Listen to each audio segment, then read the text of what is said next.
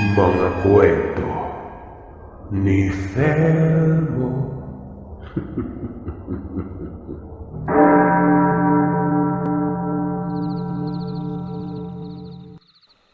Tawagin niyo na lamang po ako sa pangalang Arnel. Naninirahan dito sa Tacloban, Leyte. Pero ang kwentong ibabahagi ko sa inyo ay hindi dito sa Tacloban nangyari, kundi sa isang liblib na lugar sa probinsya ng Capiz, kung saan kami naninirahan ng aking pamilya noon. May katagalang panahon na ang nakalipas nang mangyari ito. At sa pagkakatanda ko ay nasa edad 20 pa lamang ako ng mga panahong yon. Dahil sa hirap ng buhay sa probinsyang kinalakan ko, bata pa lamang ako ay marunong na sa lahat ng mga gawain. Palagi akong sumasama sa aking ama sa tuwing nagtatrabaho siya sa may palayan o kaya naman ay sa bukid. Pagtungtong ko nga ng 20 ay batak na ang pangangatawan ko at mukha na akong mama nun. Yun bang tipong 20 anyos pa lamang ako pero mukha na akong 35 o higit pa. Minsan nga ay napagkakamalan pa ako mas matanda kaysa sa panganay kong kapatid kapag magkasama kami. Mas batak kasi ako sa pagtatrabaho kaysa sa panganay kong kapatid nun. Tumatakas kasi siya sa oras ng trabaho at pumupunta sa bahay ng kanyang mga kabarkada.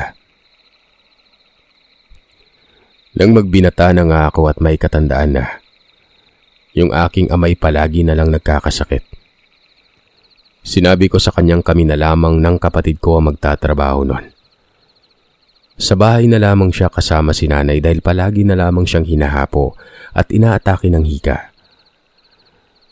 Nung una ay ayaw niyang pumayag gawa ng mas lalo lamang umano siyang magkakasakit kapag mananatili siya sa bahay ng walang ginagawa. Alam ko naman umano na hindi siya sanay ng walang trabaho nun.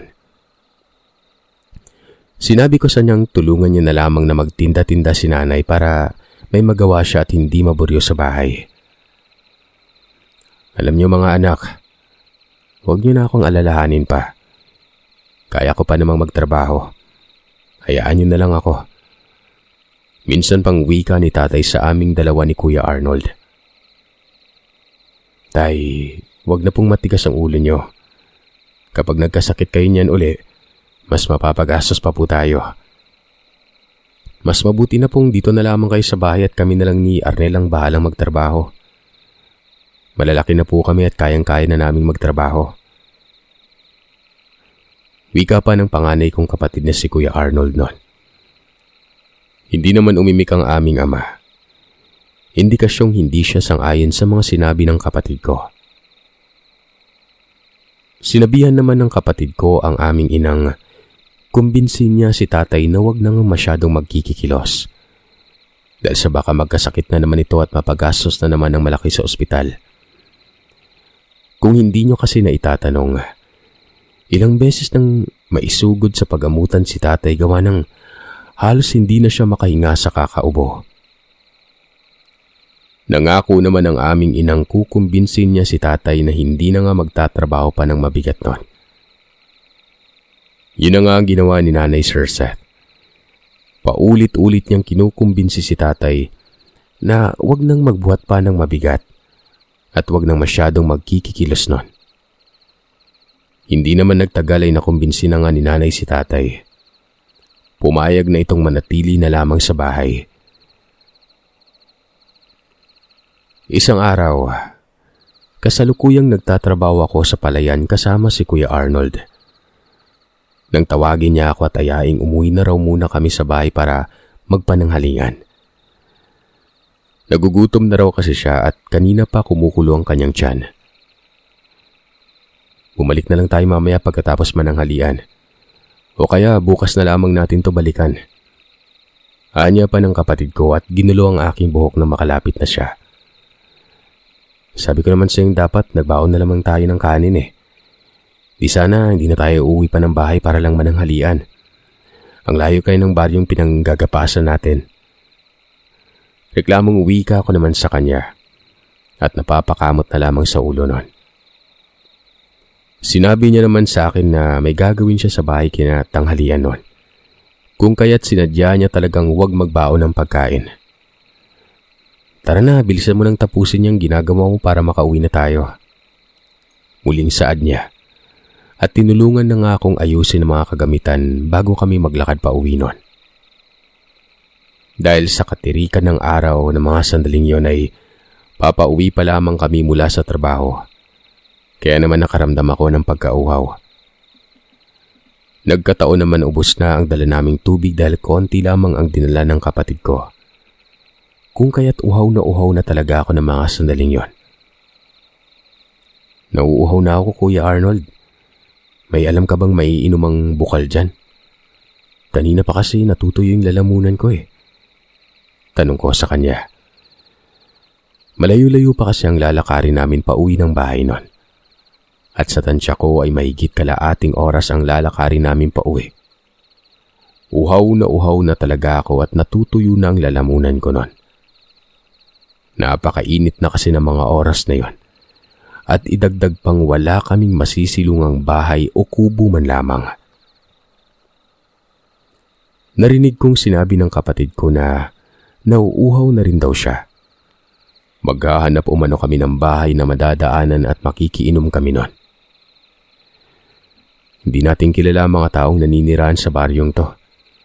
Mamaya, mandalason pa lang nang hingi natin ng tubig, diba? Mayari pa tayo. Wika ko pa sa kapatid ko. Noong mga panahon kasi na yon, may nababalitaan kasi akong marami umanong nandalason o manggagaway ang naninirahan sa liblib na baryong yon. Kaya naman kabilin-bilinan sa amin ni nanay na wag kaming basta-bastang tumatanggap ng mga pagkain o kaya naman maiinom. O diba Sir Seth, ginawa pa kaming paslit ng aming ina. Itong kapatid ko namang si Kuya, kapag pinapaalalahanan na kami ni nanay bago pumunta sa pinagtatrabahuan, ay palagi niya itong binabara. Sinasabihan niyang hindi naman totoo ang manlalason o manggagaway nun. Kwentong barbero lamang umano ng mga taong walang magawa sa buhay. Dahil kung totoong may ganoong tao sa baryong pinupuntahan namin palagi, edi sana'y marami nang namatay sa baryong yon. Dahil sa pagkakaalam niya ay walang kinikilalang kababaryo ang mga ganong klaseng tao. Kapag nakursunadahan nila ang isang tao kahit nakababaryo pa nila, talagang gagawa nila ito ng hindi maganda. Pinapagalitan naman ni nanay ang kapatid ko at sinabihang sundin na lamang ang mga sinabi niya. Dahil para sa aming mga anak niya lang naman din ang mga sinasabi niya noon. Alam mo tol, huwag kang magpapaniwala sa mga ganyang-ganyang bagay. Dahil malayo sa katotohanan yung mga sinasabi mo. Wika ng kapatid ko at tinapik niya ako sa balikat at sinabihang maglakad na umano kami para makahanap na kami ng bahay at makainom na ng tubig noon. Napailing na lamang ako at naglakad na nga kaming magkapatid noon. Sa paglalakad namin ay tinanong ko ang kapatid ko kung may alam ba siyang bukal o may nakita ba siya kaninang umaga. Sasabihin ko ba sa'yo makikiinom tayo sa bahay na madadaanan natin kung may nakita akong bukal nun? E di sana hindi na lang kita inahing maghanap ng bahay para makiinom, di ba? Sambit ng kapatid ko. Nagtatanong na maayos yung tao eh. Puro kalokohan na naman ang isasagot. Yan ang papala mo sa pagkaibigan sa mga barumbado at tambay. Iling-iling ko namang saad nun. Kahit kailan talaga, puro kalokohan na lamang alam ng kapatid ko. Paano kasi maagang napabarkada kaya maraming mga kalokohang alam. Napabuntong hininga na lamang ako at tahimik na sumunod sa kanya. Sa pagdaan nga ng ilang minutong paglalakad ay may natanaw kaming nag-iisang bahay sa hindi kalayuan. Sa tansya ko ay mga nasa 10 minuto ang lakaran mula sa palayan papunta sa bahay na natatanaw naming magkapatid nun.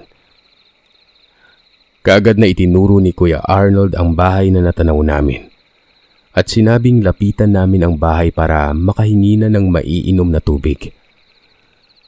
Uhaw na uhaw raw talaga kasi siya at gaya ko ay nanunuyot na rin ang kanyang lalamunan. Gusto ko na makainom ng tubig. Lintik kasi. Bakit ba kasi konti lang ang nadala kong tubig kanina? Rinig kong saad niya. Nagmamadali na akong maglakad pasunod sa kapatid kong nagpatiuna na. Sandali lang Kuya Arnold, hintayin mo ako. Ang bilis mo namang maglakad. Tawag ko pa sa kapatid ko at paghagya na nga akong tumakbo, mahabol ko lamang siya noon.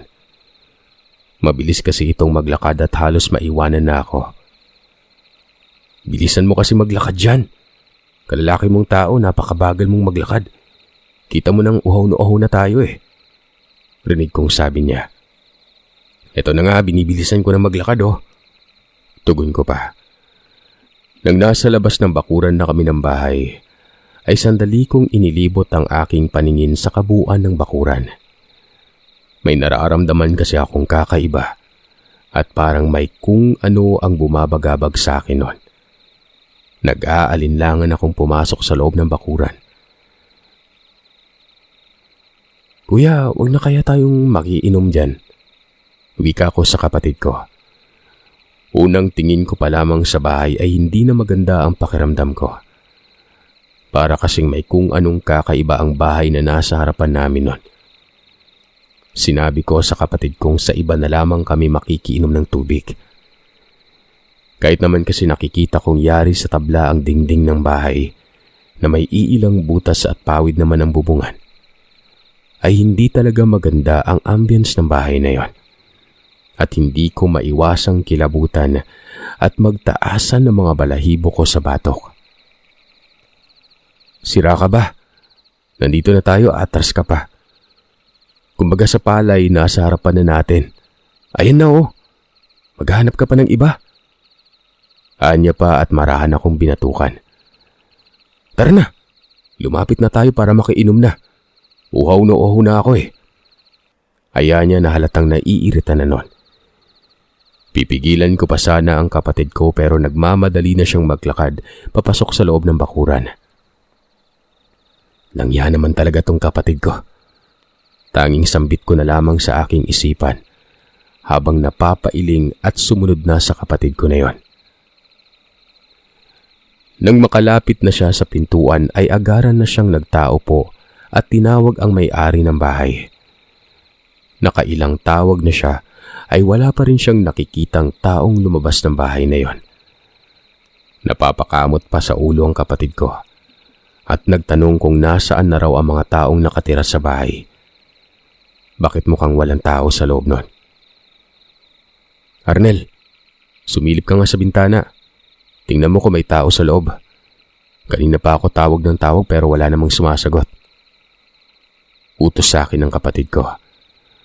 Tumango ako at marahan ng lumapit sa bintana. Sinilip ang loob ng bahay. Ano tol? May nakita ka bang tao? Mukha wala yatang tao sa loob, Kuya Arnold. Tara, pasok na tayo. Sandali lang naman tayo eh. Makikiinom lang naman ng tubig. Aya niya. Yan ang wag na wag mong gagawin, kuya. Ang pumasok sa loob ng bahay nang walang pahintulot ng may-ari. Sambit ko. Tumingin ng makahulugan ng kapatid ko bago marahang maglakad papalapit sa pintuan. Nung hinawakan na niya ang pintuan, ay marahan yung bumukas. Indikasyong hindi ito nakakandado.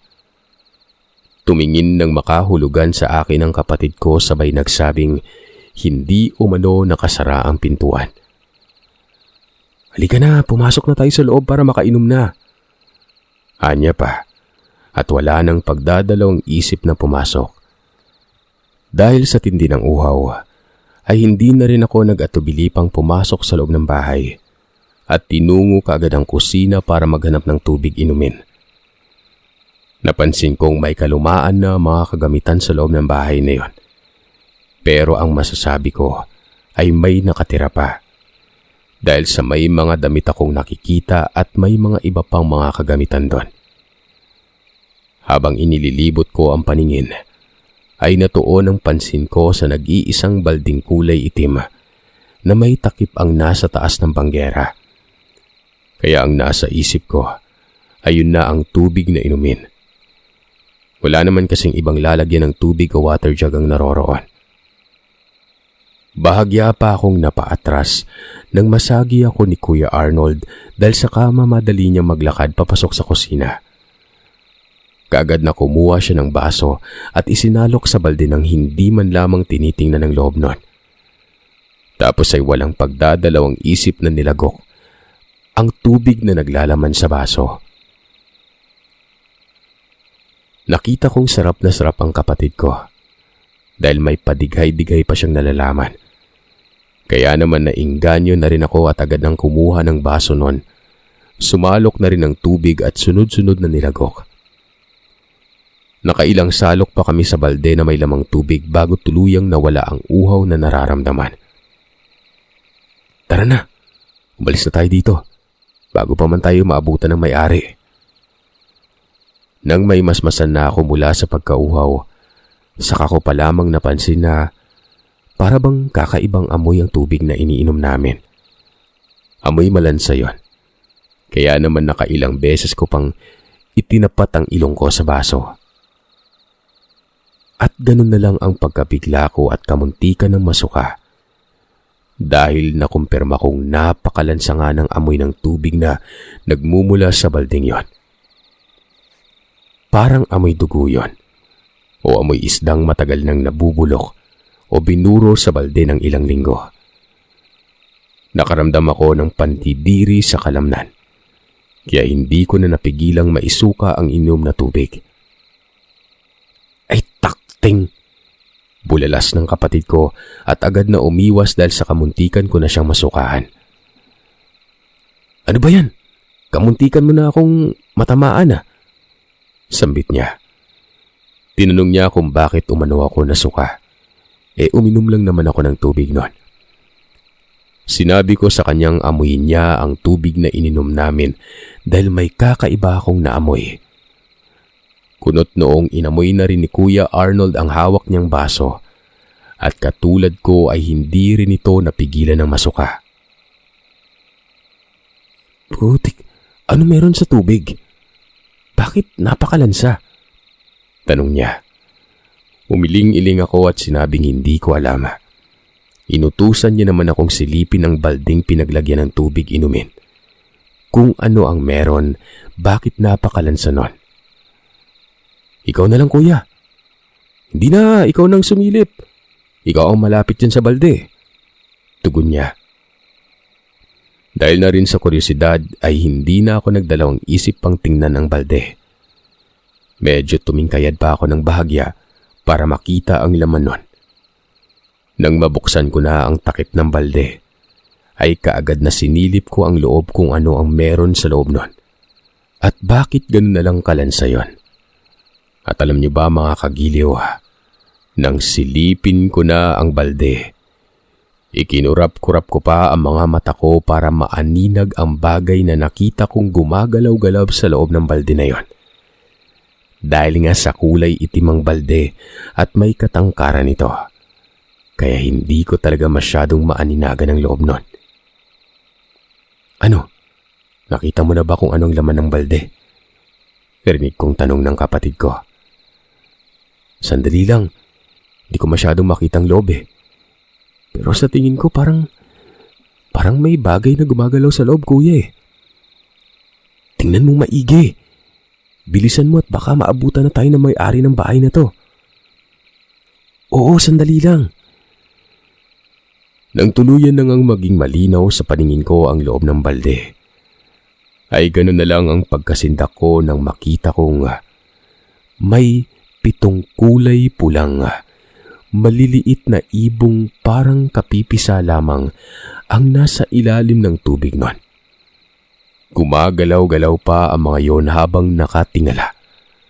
At para bang mga sisiw ng ibon na naghihintay na bibigyan ng pagkain. Pikit mata kong tiniis ang napakalansang amoy na nalalanghap ko mula sa balde. Teka, ibon ba yun o sisiw na kapipisa lang? Maya-maya pa ay nanlaki ang mga mata ko at halos lumuwa na at napapanganga. nang makarinig ako ng huni ng tiktik. Kahit nakatanghali ang tapat. Alam kong nanggagaling yon sa loob ng balde na punong-puno ng tubig. Mabilis na ibinalik ko ang takip sa balde. At habol hiningang umalis sa tabi ng balde habang hindi inaalis ang tingin ko doon. Hoy tol, anong nakita mo? Bakit parang may naririnig akong huni ng tiktik sa loob ng balde? Namumutlang tanong ng kapatid ko. Kung hindi pa ako nilapitan ni Kuya Arnold at tinapik sa balikat, hindi pa ako babalik sa tamang pag-iisip noon. Natakot kasi ako na makita ko ang kakaibang hayop sa loob ng balde at hindi ko mawari kung anong klase yon. Ano na? Sabihin mo sa akin kung ano yung nakita mo sa loob ng balde. Sambit niya. Ano kasi kuya? Hindi ko na naituloy pa ang sasabihin. Nang mag-uwi ang kapatid kong siya na raw ang titingin sa balde na yon. Pagkat mukhang wala siyang makukuhang tamang sagot mula sa akin. Akmang sisilipin niya na sana ang balde pero mabilis ko siyang pinigilan at inayanang lumabas ng bahay. Uy, teka lang naman tol. Bakit ka ba nagmamadaling lumabas ng bahay Titingnan ko pa nga lang yung laman ng balde. Reklamo niya sa akin nang makalabas na kami ng bahay nun. Muli ay hindi ko na naman sinagot ang tanong niya. Sa halip ay sinabihan ko na lamang siyang umuwi na kami dahil nagugutom na ako. Kakamot-kamot na lamang siya ng ulo nun. Nang medyo nakalayo na kami sa bahay, ay saglit na nilingon ko ang pinanggalingan namin.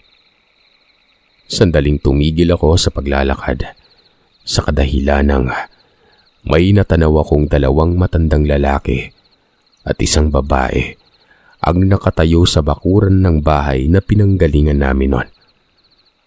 Nakangisi ang mga itong nakatingin sa amin at ang isa pa nga ay kumakaway. Nakaramdam pa ako ng kilabot at nagmadali ng nilisan ng lugar na yon. Habang naglalakad ay panay ang pagrereklamo ng kapatid kong napakalansa umano ng kanyang dinidigay.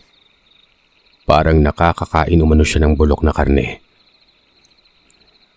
Ano ba kasing laman ng balde tol? Pangungulit niyang tanong sa akin noon. Taas ang sinabi ko sa kanyang hindi ko alam kung ano ang laman ng balde. Basta may kakaiba akong nakita at hindi ko maklaro kung sisiw ba yun ng manok o ibong kapipisa lang. Dahil parang wala namang mga buhok at isa pa, nakatingala ang mga yon at walang tigil sa pagbuka ng bibig. Walang hiya naman Ba't hindi mo sinabi ka agad kanina? Tanong niya. Inulit ko sa kanya at sinabing hindi ako sigurado sa nakita ko noon. Talaga naman Tanging nasambit ng kapatid ko at nagmamadali na nga kaming maglakad. Pagkarating namin sa bahay ay kaagad na dinukot ko ng dinukot ang lalamunan ko para maisuka ko ang malansang tubig na nainom ko noon. Maging ang kapatid ko ay ganun rin ang kanyang ginawa. Magmula nang makainom kami ng tubig na napakalansa, Sir Seth, ay unti-unti na akong may nararamdaman sa katawan. Pakiwari ko ay parang nanghihina ang katawan ko at tamad na tamad akong kumilos noon. Pero kapag gabi naman ay gising na gising ang diwa ko at napakalakas ng pangangatawan ko.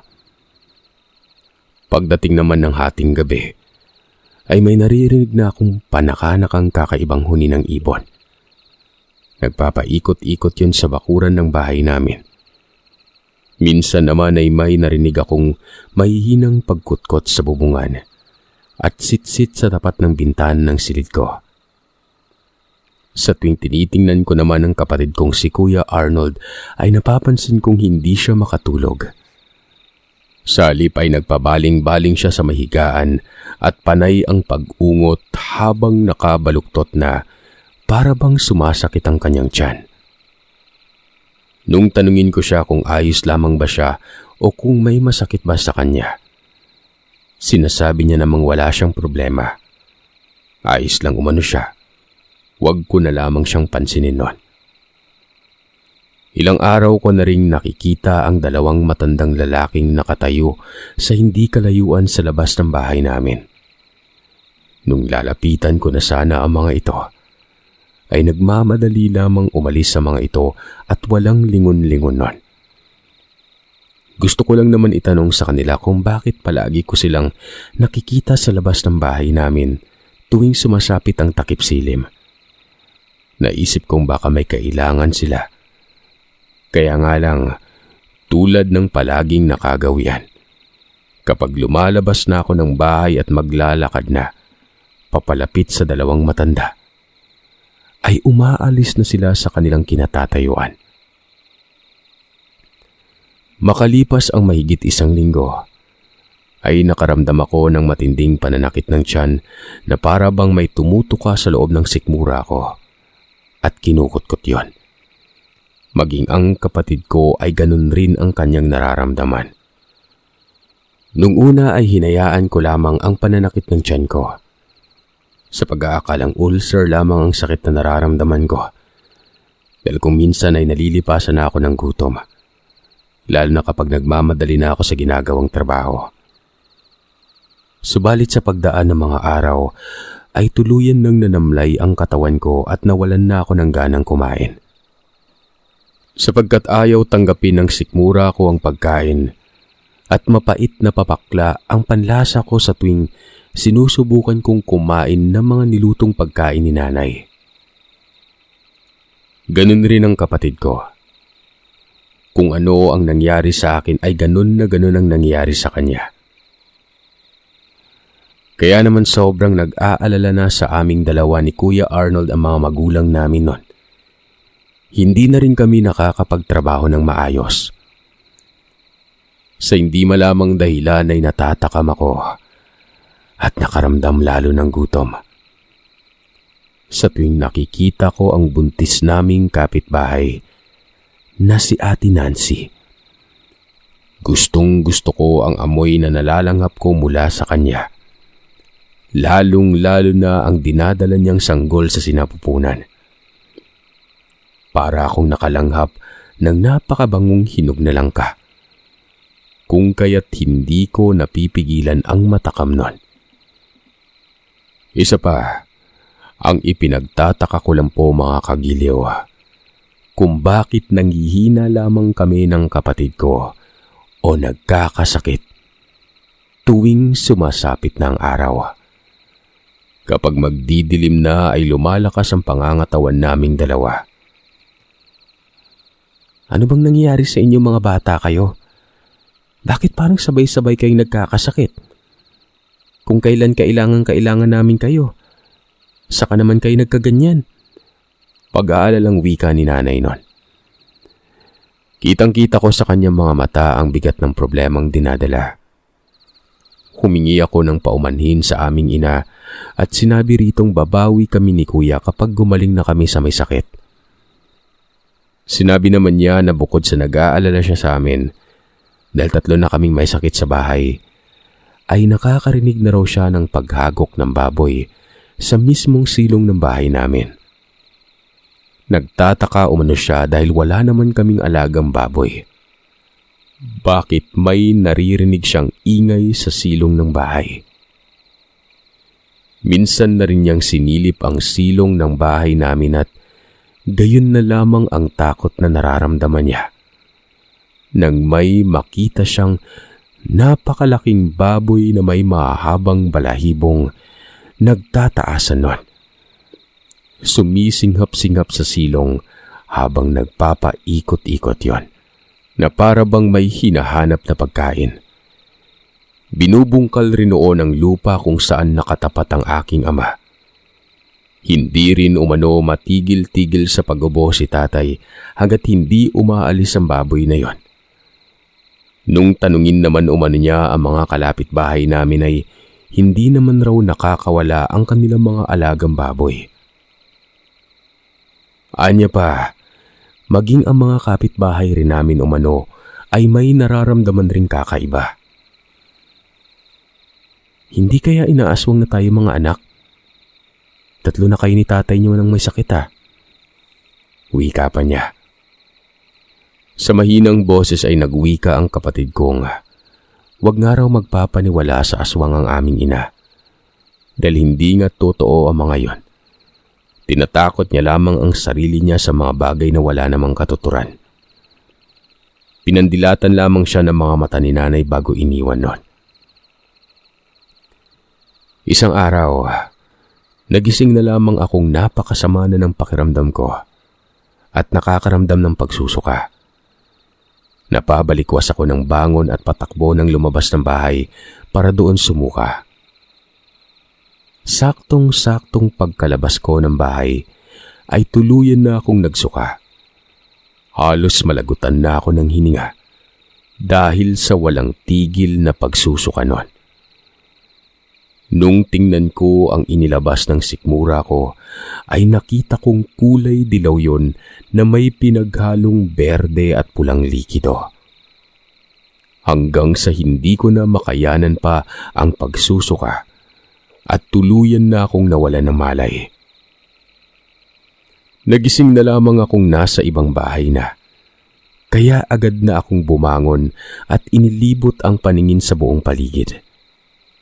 May mga nakikita akong buntot ng paging nakasabit sa may bintana at may iba't ibang uri ng mga halamang gamot at matutulis na bagay na nakalatag sa may lamesa. Maya-maya ay biglang sumama na naman ang pakiramdam ko nang may malangap akong kakaibang amoy. Para bang amoy kamangyan yon na sinusunog at hinaluan ng iba't ibang klaseng halamang hindi ko maintindihan. Nakakasulasok sa ilong. Masakit sa ulo ang nararamdaman ko nang malanghap ko ang usok na nagmumula sa gilid ng hinihigaan ko. Pakiwari ko ay kinakapos ako ng hininga. Nangapal ang mukha ko nun. Kaya kinapakapa ko pa ang mukha ko at mga ngipin dahil sa tila ba tumutulis ang mga ngipin ko at nangangapal ang mga kilay ko nun. Napasigaw na ako ng malakas at humihingi ng tulong dahil sa natatakot na ako at hindi ko alam kung ano ang gagawin. Mabuti naman at nagising ka na, iho. Bungad ng matandang lalaki nang magbukas ang pintuan. Sino ko kayo? Anong nangyari sa akin? Bakit ako nandito at bakit napakasama ng pakiramdam ko? Sunod-sunod kong tanong sa matanda at hindi ako makatingin ng diretso sa kanya dahil sa parang nasisilaw ako sa tuwing tinitingnan ko siya ng diretsahan.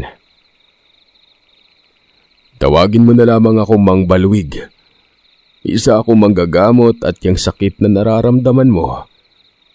Dahil yan sa mga pangontra ng aswang na nakapalibot dito sa buong kwarto kung saan ka nakapwesto. Tugon niya. Pangontra ng aswang ho? Bakit kakaiba yung epekto nun sa akin? Hindi naman po ako aswang Hindi ka nga aswang, iho. Pero malapit ka na maging aswang. Hindi ko maintindihan ang sinasabi ng manggagamot nun. Malapit na raw ako maging aswang. Nagpapatawa ba manggagamot na ito? Paano ako maging aswang wala naman kaming lahi? Teka lang ho. Ano po ba yung ibig niyong sabihin? Diretsahin niyo na lang po ako. Hindi ko kasi kayo maintindihan Sandaling umayos ng upo ang matanda at sinabi niya sa aking na ikwento na raw ng kapatid ko ang nangyari nun. Sinabi nitong nakaraang linggo lang ay may pinuntahan daw kaming bahay at nakiinom ng tubig.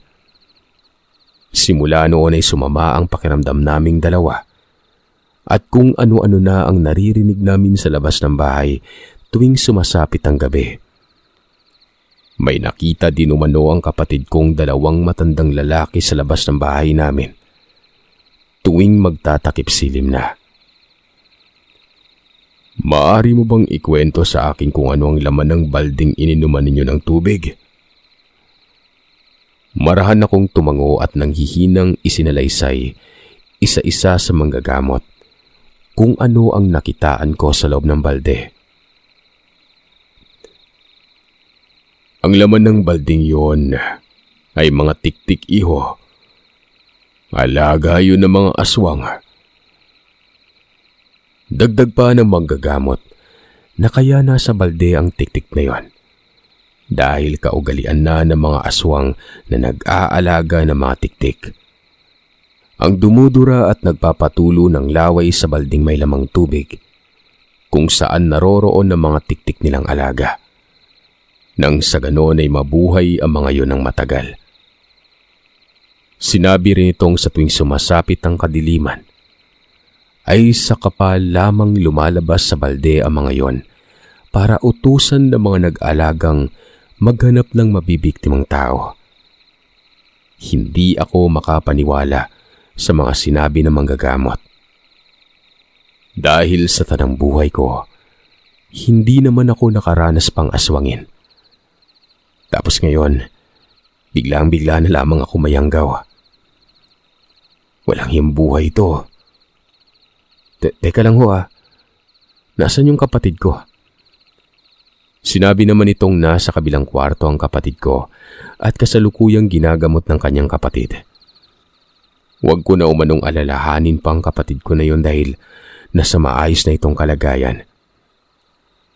Ilang sandali pa ay naramdaman kong may inihip ang matanda sa bato ko na naging dahilan kaya nakaramdam ako ng antok hanggang sa tuluyan na akong mawalan ng malay.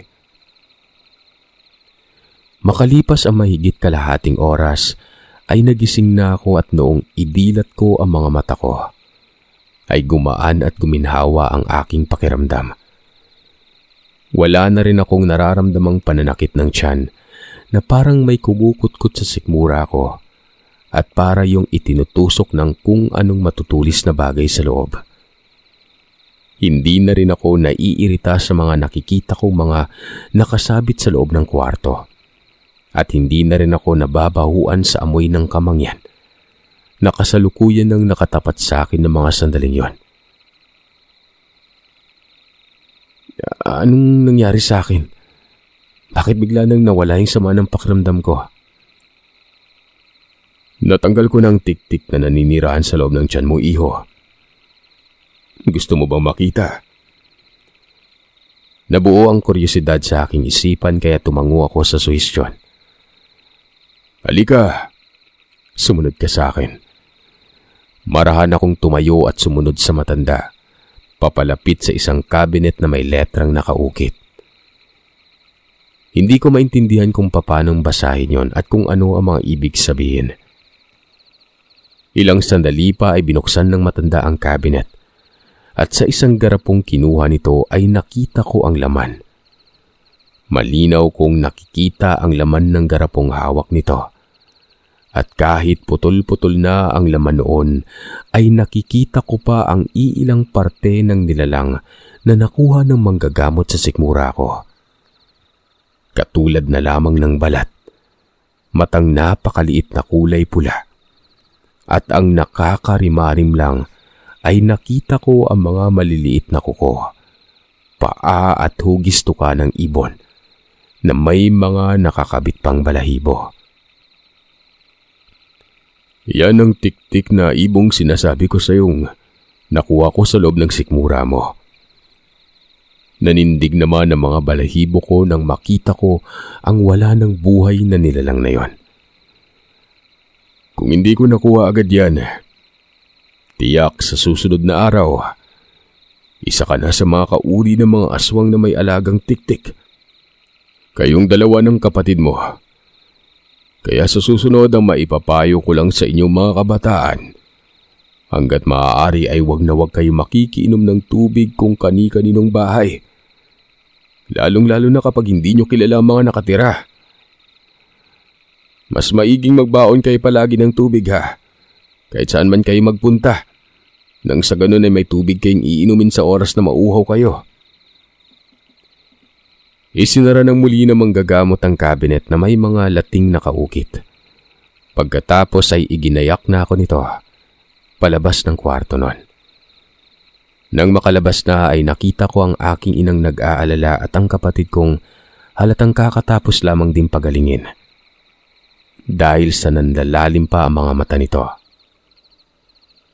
Wika pa ng manggagamot ay sinadya talaga ng mga aswang na makainom ng tubig kaming dalawa ng kapatid ko nun. Nang sa gayon ay mahawaan kami sa pagiging aswang. At sa oras na mangyari yon ay maging sunod-sunuran na kami sa kung ano man ang iutos ng mga aswang na may alagang tiktik. Tahimik lamang akong nakikinig sa manggagamot habang nagpapaliwanag ito. Paliwanag pa nito bago pa kami pumasok sa loob ng bahay para uminom ng tubig nun. Ay alam na ng mga aswang na yun talaga ang pakay namin. Kaya hinayaan lamang nilang hindi nakakandado ang pintuan. Dahil sa oras na makainom na kami ng tubig ay tuluyan na kaming mahahawaan. At kapag nahawa na, lalaki na sa loob ng tiyan namin ang ibon hanggang sa magkukumahog ng lumabas ang ibon na yon sa bunganga namin. Sa oras na makalabas ang ibon ay ganap na kaming aswang at kailangang itago namin yon sa balding naglalaman ng maraming tubig at saka duduraan ng laway. Dahil sa laway lamang ng aswang, mabubuhay ang mga tiktik na nasanay sa tubig na nasa katawan ng taong hahawaan. Kung nakikita ng aswang na unti-unti nang lumalaki ang tiktik, ay kailangan na nitong maghanap ulit ng panibagong yayang gawing tao para magpatuloy sa lahi ng mga aswang.